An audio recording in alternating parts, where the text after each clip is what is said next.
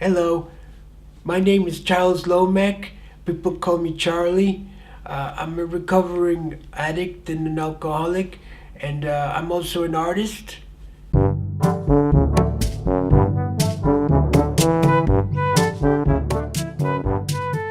I got interested in doing art because of my dad.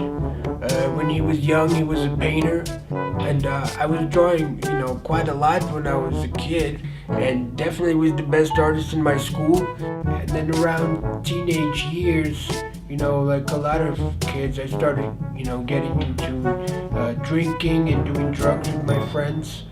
And little by little, I stopped doing the arts. It was like that until the day that my mom had a stroke when she found out that I didn't have a place to live and that I was doing drugs. And on that day, I said, Charlie, you have to stop doing what you're doing before anything else really bad happens. And so, I did. I stopped doing drugs and I started drawing again and have been ever since. My process, I guess my process is very simple. Like a lot of people, I think I first do a pencil sketch, and then I use Chinese ink to outline the pencil lines.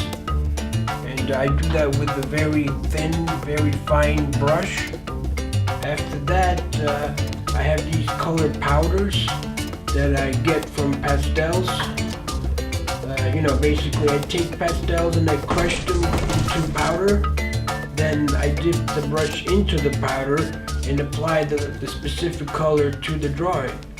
So that's pretty much it.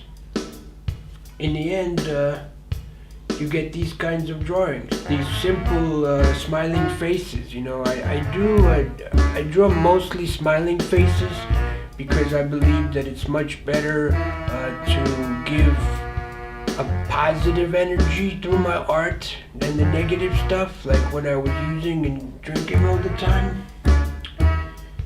And so, I really like simplicity and things that are simple. Like, that's why there's just a face and nothing else. I want the person who sees it to just understand what's going on right away and just to feel good, just to have a really nice feeling from seeing somebody smiling. I guess my biggest dream would be to travel from city to city and, give out my drawings to the people that live there for free. It would be a very nice thing to do for people.